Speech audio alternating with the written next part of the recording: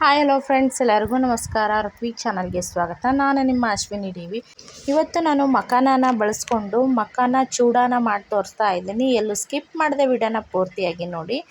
ನಾನಿಲ್ಲಿ ಒಂದು ಬಟ್ಲಾಗುವಷ್ಟು ಮಖಾನ ತೊಗೊಂಡಿದ್ದೀನಿ. ನಂತರ ಒಂದು ಗ್ಯಾಸ್ ಆನ್ ಮಾಡಿಬಿಟ್ಟು ಒಂದು ಬಾಣಲೆ ಇಟ್ಕೊಂಡು 2 ಸ್ಪೂನ್ ಆಗುವಷ್ಟು ತುಪ್ಪನ ಹಾಕ್ಕೊಂಡಿದ್ದೀನಿ. ನಾನು ಮನೆಯಲ್ಲೇ ಮಾಡಿರುವಂತಹ ತುಪ್ಪನ ಹಾಕ್ಕೊಂಡಿದ್ದೀನಿ. ನೀವು ಬೇಕಿದ್ದರೆ ಯಾವುದೇ ಬ್ರ್ಯಾಂಡ್ ತುಪ್ಪನೂ ಬಳಸ್ಕೊಳ್ಬೋದು.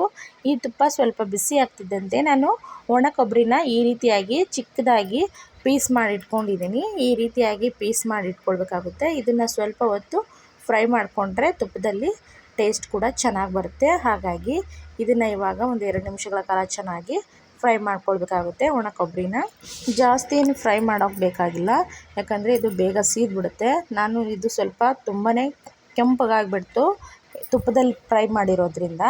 ನಂತರ ಇದಕ್ಕೆ ನಾನು ಅರ್ಧ ಬಟ್ಲಾಗುವಷ್ಟು ಶೇಂಗಾ ಬೀಜನ ಕೂಡ ಚೆನ್ನಾಗಿ ಈ ರೀತಿಯಾಗಿ ಫ್ರೈ ಮಾಡ್ಕೊಳ್ತಿದ್ದೀನಿ. ತುಪ್ಪದಲ್ಲಿನೇ ಫ್ರೈ ಮಾಡ್ಕೊಳ್ಬೇಕಾಗುತ್ತೆ.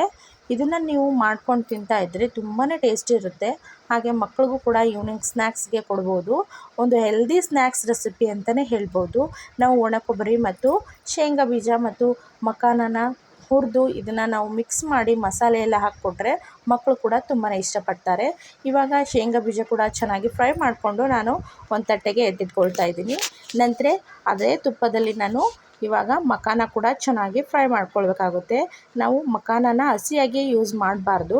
ಇದನ್ನು ಚೆನ್ನಾಗಿ ರೋಸ್ಟ್ ಮಾಡಿದರೆ ನಮಗೆ ತುಂಬ ಸಾಫ್ಟ್ ಆಗಿರುವಂತಹ ಮಖಾನ ಕೂಡ ರೆಡಿ ಆಗುತ್ತೆ. ಇದನ್ನು ನೀವು ಹಾಗೇ ಕೂಡ ಉಪ್ಪನ್ನು ಹಾಕಿ ಮಕ್ಕಳಿಗೆ ಕೊಡ್ಬೋದು. ಅವ್ರಿಗೂ ಕೂಡ ತಿನ್ನೋಕ್ಕೆ ತುಂಬಾ ಟೇಸ್ಟ್ ಆಗುತ್ತೆ. ಆದರೆ ಅದಕ್ಕೇ ನಾವು ಮಸಾಲೆ ಸೇರಿಸ್ಕೊಟ್ರೆ ಇನ್ನೂ ಕೂಡ ಖುಷಿಪಟ್ಟು ಕೂಡ ತಿಂತಾರೆ. ಅಷ್ಟು ಚೆನ್ನಾಗಿರುತ್ತೆ ಮತ್ತು ಅಷ್ಟೇ ಟೇಸ್ಟಿಯಾಗಿರುತ್ತೆ. ಮತ್ತು ಶೇಂಗಾ ಬೀಜ ಮತ್ತು ಒಣ ಕೊಬ್ಬರಿ ಇರೋದರಿಂದ ಅವ್ರಿಗೂ ಕೂಡ ತುಂಬಾ ಇಷ್ಟಪಟ್ಟು ತಿಂತಾರೆ ಅಂತಲೇ ಹೇಳ್ಬೋದು. ಇವಾಗ ಸಮ್ಮರ್ ಆಗಿರೋದ್ರಿಂದ ಈ ರೀತಿಯಾಗಿ ಏನಾದರೂ ಸ್ನ್ಯಾಕ್ಸ್ ಮಾಡಿಕೊಟ್ರೆ ಮಕ್ಕಳು ಕೂಡ ತುಂಬಾ ಖುಷಿಪಟ್ಟು ತಿಂತಾರೆ. ಹಾಗೆ ಹೆಲ್ದಿ ಆಗಿರುವಂತಹ ಸ್ನ್ಯಾಕ್ಸ್ ರೆಸಿಪಿ ಅಂತಲೇ ಹೇಳ್ಬೋದು.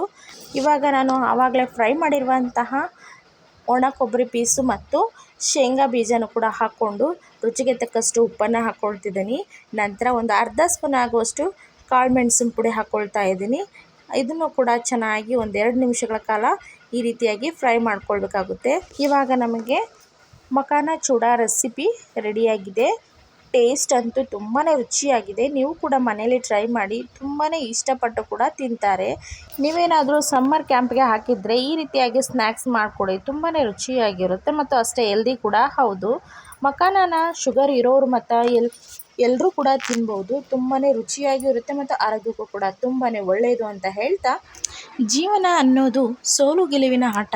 ಗೆದ್ದವನಿಗೆ ಸೋಲಬಾರದೆಂಬ ಭಯ ಇದ್ದರೆ ಸೋತವನಿಗೆ ಗೆಲ್ಲಬೇಕೆಂಬ ಛಲ ಇರುತ್ತದೆ ಅಂತ ಹೇಳ್ತಾ, ಇನ್ನೂ ಯಾರು ನಮ್ಮ ಚಾನಲನ್ನು ಸಬ್ಸ್ಕ್ರೈಬ್ ಮಾಡ್ಕೊಂಡಿಲ್ಲೋ ಪ್ಲೀಸ್ ಸಬ್ಸ್ಕ್ರೈಬ್ ಮಾಡ್ಕೊಳ್ಳಿ.